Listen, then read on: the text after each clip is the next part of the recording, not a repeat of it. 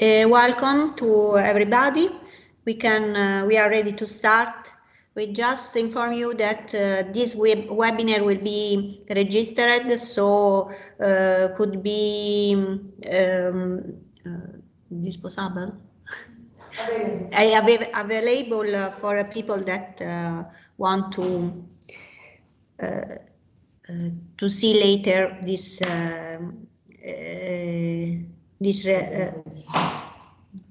this presentation. Today we are going to talk about buffalo heifers and cow management. The first speaker is Dr. Maria Serrapica, that those of you joined the previous webinar will already know, but we introduce Maria now. Maria she's a degree in agricultural science and technologies and PhD in animal production science. Since 2016, she is consultant in the field of food, nutrition, and animal welfare at Mangimi Fusco, that is an Italian animal feed company. And since 2018, has held the position of technical manager of the calf category at the same company. Non abbiamo fatto salutare il professor Borghese. Maria, I ask you just to wait a moment. I would like to give the floor to Professor Borghese that are going to welcome all the participants. Good evening. Welcome from the International Buffalo Federation Secretariat in the Council of Research and Economy of Agriculture in the Animal Production Research Center in Monterotondo, Roma. It is a long tradition of the International Buffalo Federation to organize a training course on buffalo management and industry. We organized in the past, every 2 years, a course in presence with many visitors from all the countries in the world. It was an exciting experience with visit in the technological farms and industries of cheese and the meat. Unfortunately, in the COVID time, we are obliged to organize video conference on webinar. My best thanks and wishes to the teacher and to the listeners. Goodbye. Thank you, Professor Borghese. So, Maria, the floor is yours. Maria are going to talk about the nutrition and feeding of buffalo heifers and cow.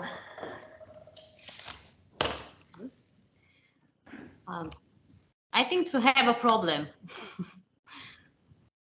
because in realtà mi dice che solo i relatori della riunione possono condividere elementi.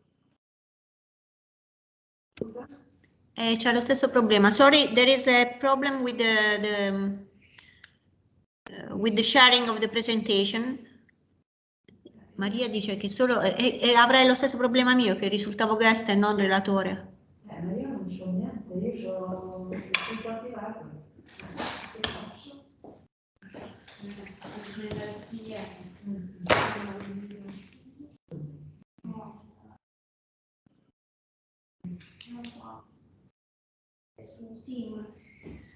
No, non possiamo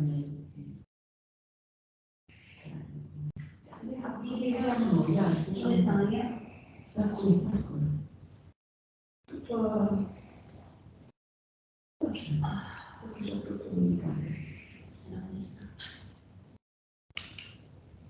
non c'è Maria, vedi che fa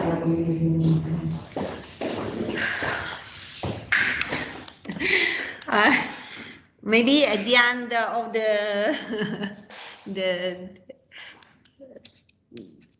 del circolo qua, of the cycle of the webinar, we will be able to share this presentation, but we will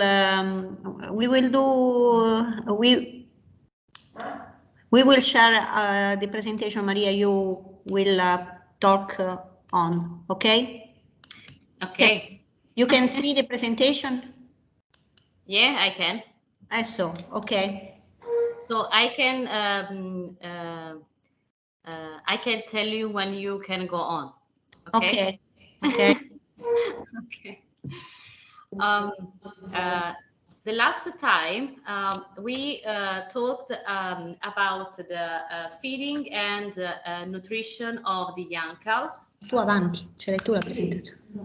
And today I will try to give you some information about the nutrition and the feeding of the young categories in buffalo, in particular from the post-weaning period to the pregnancy, and some simple information about the nutrition and feeding of dairy buffalo. Ok, puoi andare avanti. Let's start with the young categories. We know that young buffalo are the future of the farm, but at the same time, during the growing phase, represent an important cost for the farmers. In fact, until the moment of the first birth, the heifers can affect it on the total annual cost for the 15–20%. For this reason, it is necessary to give great importance to the heifer's nutrition, because the possible mistake committing during this phase, during the young period, can have serious consequences on the production efficiency of the adult animals, and then, as you can imagine, on the entire farm. In fact, low daily gains can delay the reaching of an ideal weight for the conception, and excessive of energy or deficiencies of protein can create excessive fat storage in the mammary gland and compromise in this way the animal's productive potential.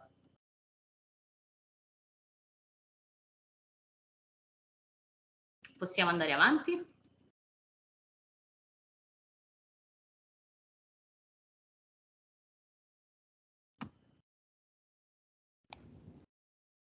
Can you see, Maria, the slides? Yeah, I can see. We can go on. But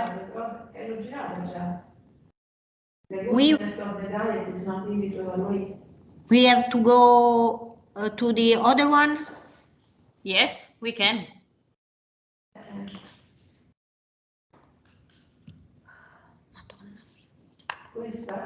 This one? Okay. Okay, perfect. In this picture, we have the growth target for buffalo heifers. I indicated the ideal age expressed in month in according with body weight for the different productive categories. It's interesting to notice that it's possible to have in good condition of breeding and nutrition conception around 18–20 age, and with a body weight around 400 kilograms. And it's also interesting to see that it's possible to have the first birth. Non vedo più la slide.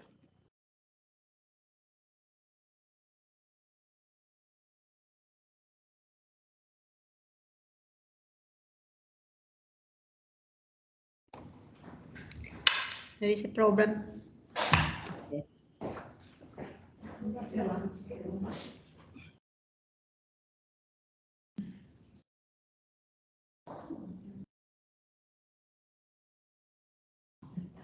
Okay,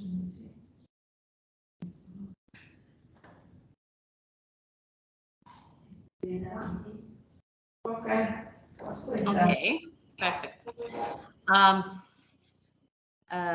Okay, is interesting to notice that we can have in good condition of breeding and nutrition. Also, an ideal age for the first birth, around 30 months of age.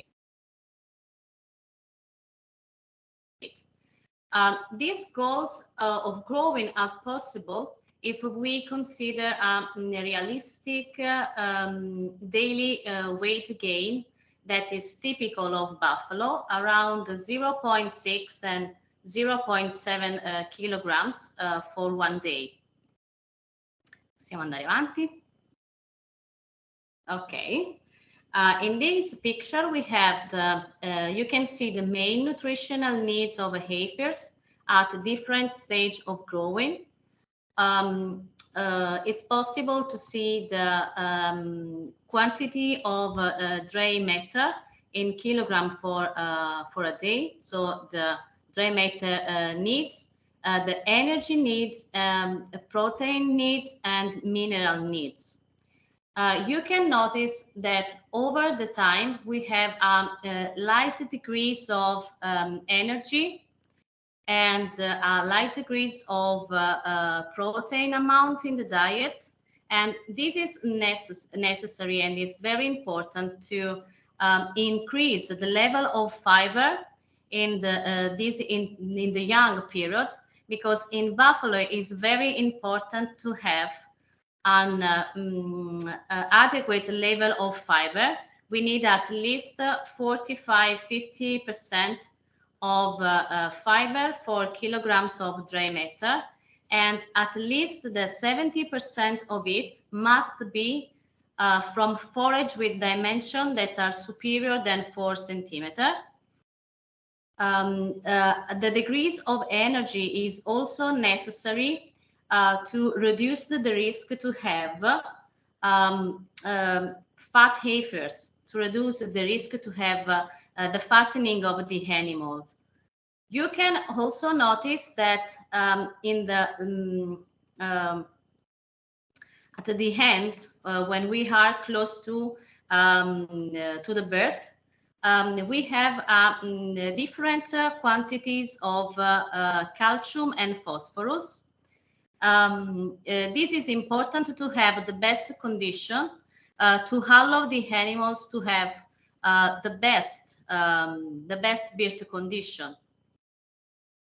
Possiamo andare avanti. Okay. We know that it's not easy to measure the weight of the animal in the farms, so it's necessary to evaluate the nutritional condition of the animal using the body condition score. In this picture, you have the relationship between age, body weight, and body condition in buffalo heifers. At around 6 months of age, with a body weight of 150, the ideal body condition score should be between 2 and 2.5. At the age of first conception, with a body weight around 400 kilograms, the body condition score should be 2.5 and 3.5. And finally, at first birth, around 30 months of age and a body weight of 600 kilograms, the body condition score should be between 3.5 and 4. We can go on. The heifer's diet must be formulated into account the development of the mammary gland. This is very important because from birth to 4 months of age, the mammary development is defined isometric, and because this happens at the same growth rate of the other body parts, but later from post-weaning to puberty is defined allometric, because the mammary gland development have a superior growth rate of the rest of the body. For this reason, in this period, is very important, it's necessary to reduce the level of fat and energy in the diet and increase the level of protein to reduce the risk of fat accumulation and promote the udder development. In fact, if the udder is not developing in the correct way, we will have lower milk production in the first lactation. We can go on. It's very important, don't make these mistakes during the young period. First of all, create a condition of food competition with older animals. And for this reason, it's better to create groups for subject at first birth. And if it's not possible, create group to keep them, the young subject, in the fresh group of lactation for all the lactation period to allow them to grow further. It's important that feed heifers and dry cow don't feed these two different categories in the same way, because we know that dry cow and heifers are quite different, and they also have very different needs, so it's not correct to feed in the same way. Use the milking cow feed waste is another serious mistake, and use high amount of corn silage because can cause fattening animals, and don't cover the protein needs during the young period. We can go on. Okay, in this picture, we have a simple example of diet for young buffalo. On the left, we have the diet, and we have the food in kilograms, and the analytic characteristic of the diet in about energy, about protein, fat, fiber, and about also the amount of starch and sugar, and about the mineral composition. On the right, okay, for this diet, I decided to use only dry food, and as grass hay, alfalfa hay, and also straw. You can use corn silage or grass silage, but it's better to use a few quantities, for example, 4 or 5 kilograms and no more, because we know that if you use too much corn silage, we can have fat heifers. And I also use complementary feed, especially for young buffalo. You can see the composition on the right of the picture, and also the characteristic, analytic characteristic in percentage, about crude protein, about fat, about fiber, and hash. About the mineral and vitaminic integration, the complementary feed for young buffalo have the same characteristic of complementary feed used for cow, but except for the vitamin B1. It's very important to remember that in buffalo we have a very serious disease, a very serious problem, that is PEM, polyencephalomalacia, that is also known as necrosis of the cerebral cortex. This problem is very common in the young buffalo. So it's necessary for this reason to use complementary feed or to create a diet with a high level of B1. In this way, we reduce the risk to have these problems in farm. We can go on. Okay, about the dairy buffalo nutrition, we'll give you some simple method and information to evaluate the dry matter intake, the nutritional needs of support and production, and some information about the technique of feeding distribution. We can go on.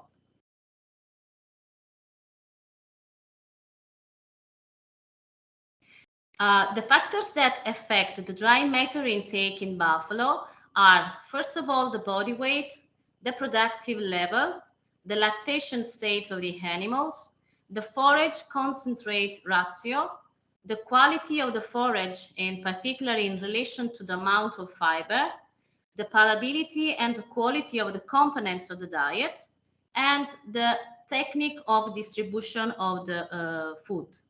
We can go. Okay, with palatable foods, the ingestion of dry matter is around 2.8 and 3% of body weight. This value can grow to 3.5 in subjects that are between 50 and 150 days of lactation, and can decrease to 2% at the end of lactation and when the level of fiber in the diet is quite high. A good equation, a good formula to predict the diameter intake in buffalo is suggested by Campanile, and this formula consider the metabolic weight of the animal and also the kilograms of normalized milk.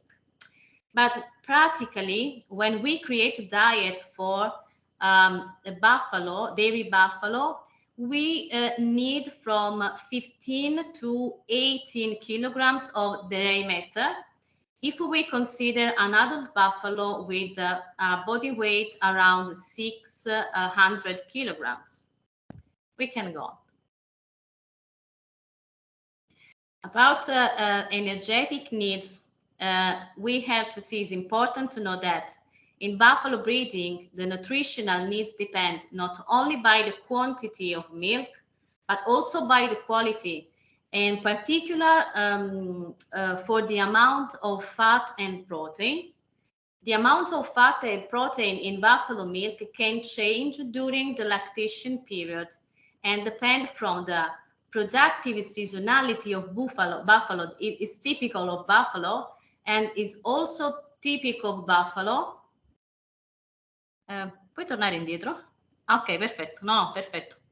Okay, and is also typical of buffalo to have a great number of births in a specific period. And these two elements are responsible of a continuous variation of the value of the day milk of the herd. So to solve this, the height composition variability of buffalo milk is possible to convert the buffalo milk in a standard milk with amount of fat of 4%. We say normalized milk using the equation below, in which we have the kilogram of milk produced and the percentage of fat and protein. A very useful concept to understand the nutritional buffalo needs is the normalized buffalo milk, which correspond to a standard milk with the amount of fat of 8.3% and amount of protein of 4.73% of protein, and it's possible to calculate with the equation below. But in any case, we have to remember that 1 kilogram of normalized buffalo milk corresponds to 1.681 kilogram of normalized milk. We can go on. Okay, about the energetic support needs, it's possible to use the follow equation, and in which the energy is expressed in UFL. We have to remember that 1 UFL correspond to 1,700 kilocalories. Practically, when we create a diet for dairy buffalo, we need around 8.5 UFL if we consider an adult buffalo with a body weight of 600 kilograms. And we have to remember, it's important that for the subject at first lactation, is necessary to give an energetic surplus of 1.5 UFL for every day. And this is important to allow the animals to grow further and to have a growing rate of 0.3 kilogram for each day. About the energetic productive needs, we have different values.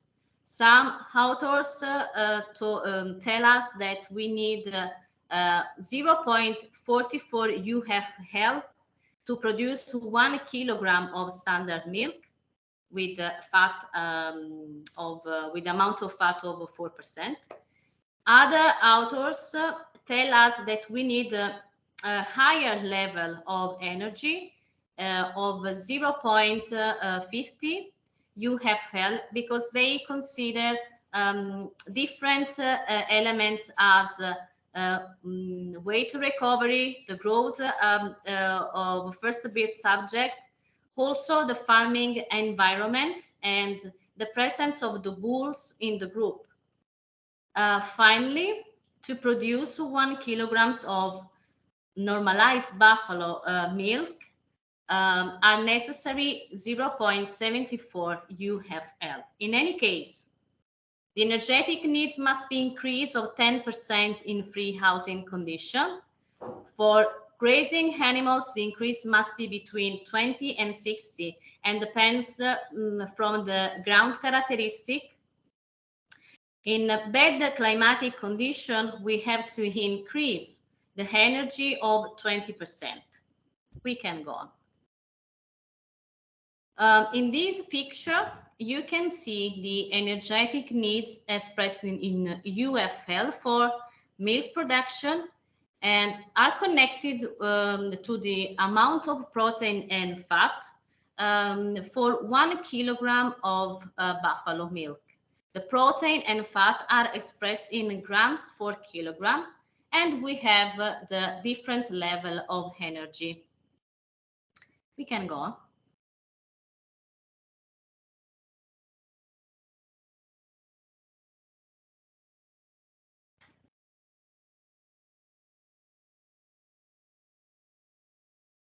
Vittoria? Okay, perfect. About protein needs, we can use the follow formula. About the protein support needs, we can use the equation suggested by Hira that are the same for the cow. But about protein production needs, we have a specific formula in which is possible to see that consider the grams of milk protein. But practically, when we create a diet, we need between 14 and 18% of crude protein for kilograms of dry matter. We can go on.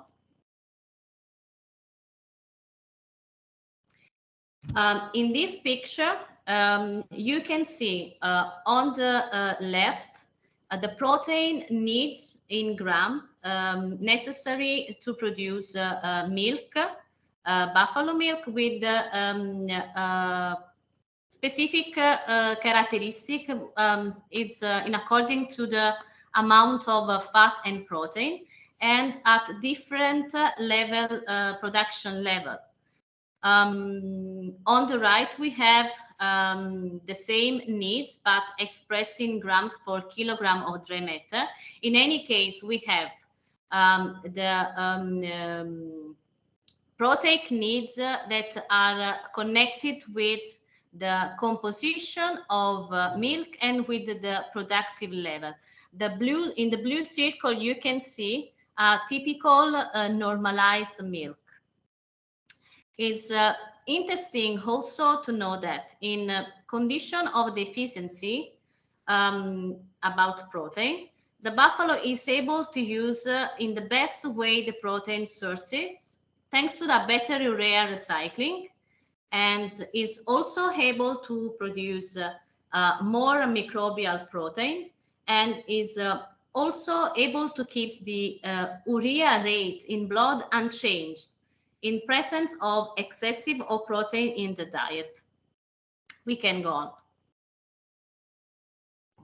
Okay, in this picture, we have the possibility to evaluate the mineral needs using this equation, using this formula for support needs and productive needs.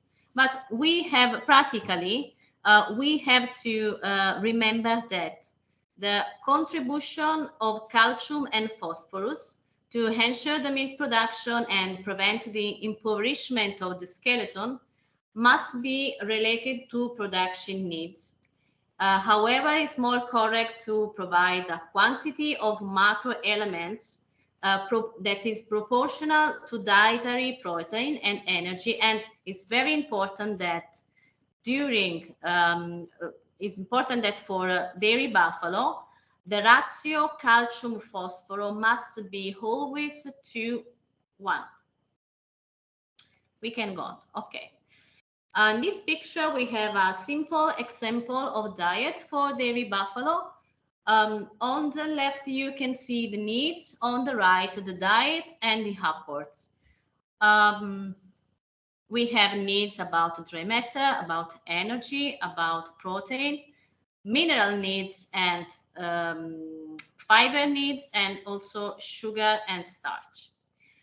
In this case, I decided to create a diet not using without the use of an integrated complementary feed, but using the individual ingredients as soy meal, corn flour, barley flour, wheat, and palm fat, and an integration of mineral and vitaminic. About the apports, we have okay, the main needs are covered, and I won't tell you just 2 words about the level of fiber in the diet for dairy buffalo. It's very important to respect the range of fiber suggested, because could be very easy if we decide to create a diet with low level of fiber, have metabolic problems. It's very common to have problems of subacidosis and acidosis in dairy buffalo. And about the starch and sugar, I won't tell you that in this case, I prefer to create a diet in which the level of starch and sugar is quite high, and it's possible to have this level of starch and sugar above all in the first period of lactation, because this level of starch and sugar can promote the can support the milk production in this period, so could be useful. And also because the could be a good level if we consider the energy level and the protein level. So if you respect the fiber needs, you can use in the first period of lactation also high level of starch without problems. We can go.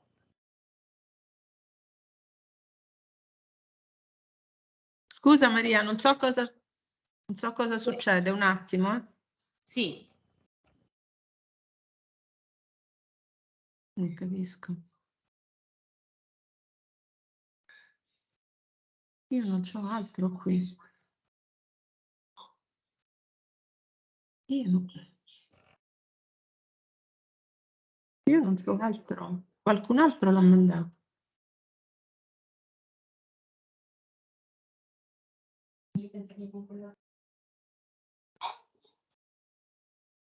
È partita la presentazione.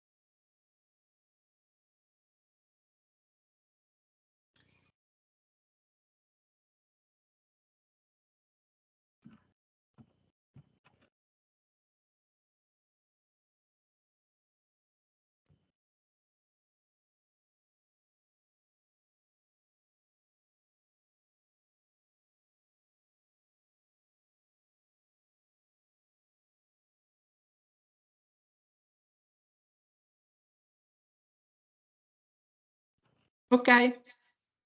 Ok. Va bene, possiamo andare avanti.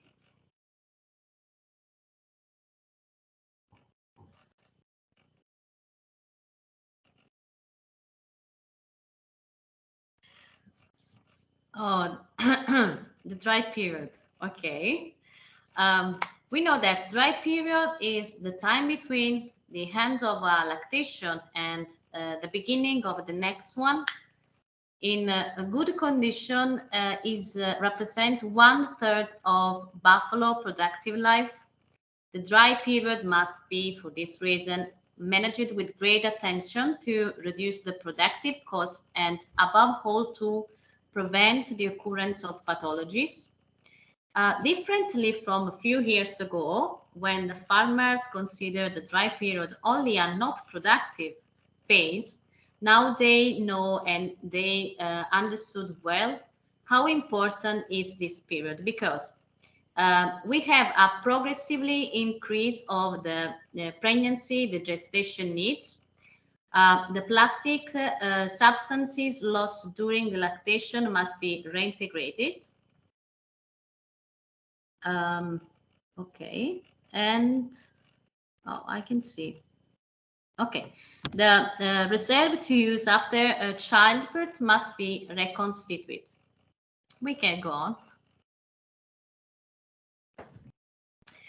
Okay, in this picture, we have, in this picture, I try to show you the differences between the dry period in buffalo and the dry period in cow. As you can see, the lactation period in buffalo is shorter than cow, but the dry period is longer and is typical of buffalo. It's very common that the low fertility subjects have a quite longer dry period compared with cow. In fact, in the buffalo, the greatest length of dry period can amplify the effect of feeding errors, above all if they are systematically committed over the time in this phase. From dietary errors can follow pathologies that have a negative impact on the efficiency of the next lactation or compromise the welfare, and sometimes can be responsible of mineral dysmetabolism that can be very negative on animal health. One of the most frequent problems connected to the dry periods in the buffalo farms of south of Italy is the vaginal and uterine prolapse. We can go on. The main factors that predispose the prolapse in dairy buffalo are deficiency or excesses of calcium and phosphorus. The calcium-phosphorus ratio shifts to calcium and deficiency of phosphorus. Calcio-phosphorum ratio shifts to calcium without deficiency of phosphorus, but also excessive fermentability of the diet, excessive amount of protein in the diet, deficiency of dry matter and energy in the diet, and the presence of fungal colonies in the food. So we work in mycotoxicosis condition. The prolapse can be also caused by the competition between animals for inadequate feeding space, are generally more predisposed to prolapse the dominant subject that ingests greater quantity of food with excessive protein or carbohydrates, or food contaminated with the mycotoxin, and weak subject that can only ingest manger waste. We can go on. Okay, finally we have the sample or diet of dry buffalo. About dry matter, about the need that you can see on the left. We need at least 9-10 kilograms of dry matter. The level of energy in UFL for kilogram of dry matter are between 0.55 and 65. About crude protein, we need 8% of the diet, but it's better create diet with that are how to say it's better to say around 8 and no more than 10%. In the mineral needs, as you can see, are in ratio calcium phosphorus 1 to 1. And on the right, you can see the diet. In this case, I used only dry food. Is better for the dry period. Don't use too much corn silage because could be responsible of fattening also in dry period. And I prefer to use an integrated complementary feed. You can see the composition below in crude protein, fat, fiber, and ashes. And it's better during the dry period to use an integrated complementary feed because in this way we are sure that animals have the right in minerals and vitaminics integration. And on the right we have the upwards of the diet that I think cover quite well the needs. We can go on. Okay, about the feeding distribution. Currently in the Italian buffalo farms, the distribution of food take place almost exclusively using the unifeed technique, the total mix ratio. In the big farms, thanks to the large number of subjects that you can divide in big groups for every specific productive categories, is preferable for convenience to prepare mixed food for each type. I mean that the farmers prefer to create mixed food only for heifers, only for dairy buffalo, and only for dry buffalo. We can go on. Okay, about heifers. Generally, is prepared a unique diet for young subject from 6 months of age to pregnancy, and a different diet is prepared specifically for pregnant heifers, but simply to cover the needs for the correct preparation of the animals to childbirth. Often to cover the energetic gap of the first period of growing, that generally is from 6 to 12 months of age, is very common in Italian farms to put on the top of the food mix small quantities of concentrate specific for young buffalo, which must be reduced gradually over the time. About dairy buffalo, in big farms, when we have space availability, it's possible to create numerous and specific groups of lactation based on the dry matter intake of the group, and also based on the specific protein and energy needs. And the farmers for this group decide to prepare a specific feed mix. But normally in the small and medium farms, we have only 2 groups, the high production groups and the low level production group.